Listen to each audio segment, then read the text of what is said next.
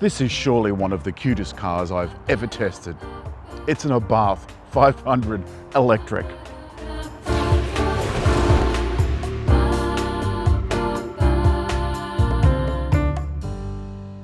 Abarth used to mean a hotted up Fiat of some kind, a Spider or a 500.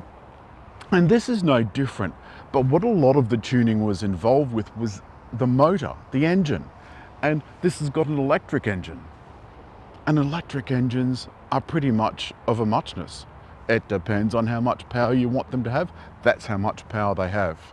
There's no fine tuning to be done. There's none of the oily bits that you have to worry about.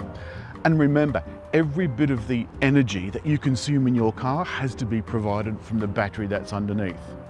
This is a very small car, so it's got a very small battery. It's around 40 kilowatt hours. The electric motor that puts out around 114 kilowatts.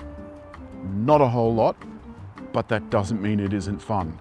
It's still got all of the Fiat touches. The things that make it cute, the things that make the 500 cute, also make this cute.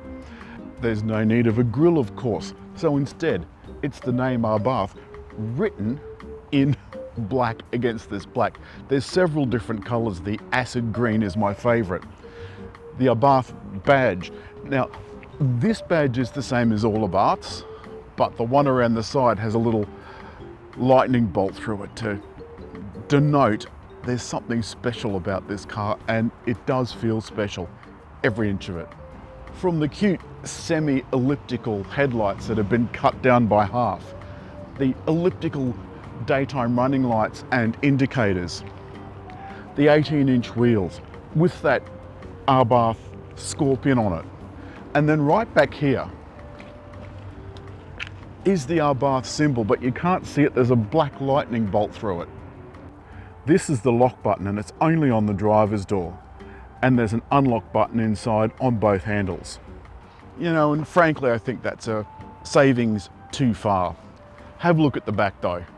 There's no need of any fancy exhaust down below. That's just plain bumper bar. The tail lights haven't changed much from the old model and don't differ much to the petrol version. Inside the boot is tiny. There's just enough room for my backpack and a couple of cables, and the back seats that fold down, what's that, 50-50. There's not a lot of space in the back, and I'm not even going to try and get in. Think of this really as a gentleman's two-seater sports car. There are a lot of cute things inside. For example, let me show you this. The back seat room isn't huge. As I said, this is the same as on the non-Abarth version of the 500. That's the door opening button. A couple of other buttons here, just the usual stuff, and the emergency door release. And the dash is just a really nice, simple, straightforward setup. And what I like is this. When you press the start button, everything comes on. I'm just trying to find the volume button, etc., etc. Remember, this is a Fiat Chrysler, and it continues the obsession with buttons behind the steering wheel that nobody can find unless you know they're there. Very tricky. There is no head-up display, but you've got a decent sized driver's instrument panel. That's LCD, and you can see I'm down to 86 kilometers. There's the latest Uconnect system, and you can see that that's got CarPlay as well. That's wireless, as is Android Auto, which is good to see that most companies are now doing that, and they're not charging you like BMW. There's the scorpion symbol again in the acid green, and a nice simple set of steering wheel buttons. You'll notice there's no distance control here for the cruise control, and that means it's not active, which I think is a little bit of a shame. There's a couple of things that this is missing, but then it is what it is. It is this little sports car. You can see that the sunroof has got a manual cover, but I can't close it because I've got the camera in the way. And have a look at this for a gear selector. Just a couple of buttons to give you direction on the dashboard, just where the cityscape is for the Qi charger. There's a USB here, some USBs in the center console, and a 12-volt outlet, and some floor level vents on what is more or less a flat floor. But there's other things too. The Alcantara upholstery is really delicious, very sporty. The seats, very sporty. And this Alcantara grips you in corners. But most of all, I love the simple design of the dashboard. It is just easy, it's simple, it's cute, and everything works. I've started that, the vehicle's ready to drive. I've got the air conditioning on as well. That's a single zone of air conditioning. Now you can see the steering wheel's moving. And I just hit the accelerator and it releases.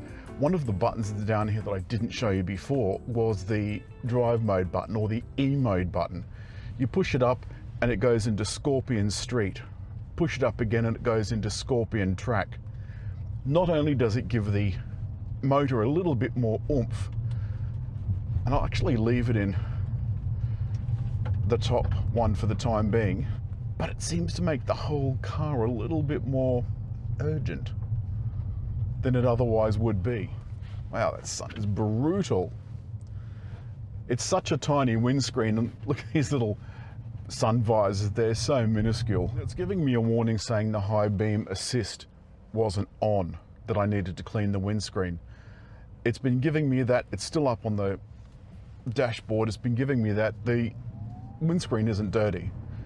You can see that that's quite nippy handling.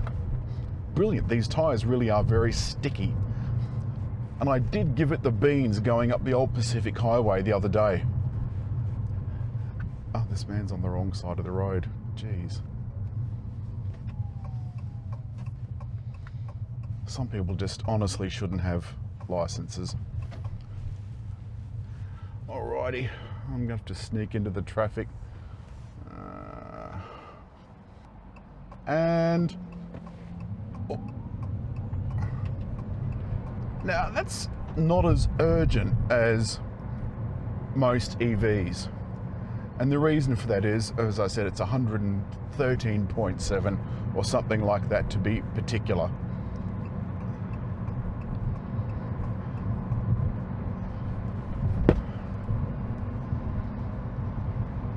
The cabin has a little bit of noise in it.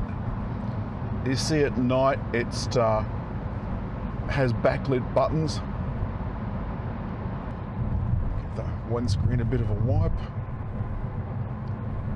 The lane control button is here on the end, so I've turned that on. This is lane departure. It's not keeping me centered. It will ping pong me from side to side if I allow it. I'm not going to put the cruise control on yet because we're not yet up to speed. But the ride, though firm, feels rather nice. This is just one of those cars that makes you feel so happy from the moment that you get into it to the moment that you get out of it. My one problem this week has been that I would normally do a little bit of a cruise around, and I haven't been able to do that this week, simply because my range is 230 kilometers. When I got into it, it was full. 230 kilometers was my lot. It is an 85 kilowatt charger maximum, so it will take about half an hour to get from 10 to 80%. All batteries, you should only charge them to 80% unless you need the full charge, because it's not good for the battery. Doesn't matter what the manufacturers say. So long as it's lithium-ion batteries, they really shouldn't be charged fully all the time, and they shouldn't always use fast charging either. And that's what I'd be limited to. I'd be limited to fast charging from a public charger because I don't have a wall socket at home. That would worry me. And also there's no charging really close to home. But gosh, I find it very difficult not to like this car. Sorry, I thought that car was going to come straight across in front of me.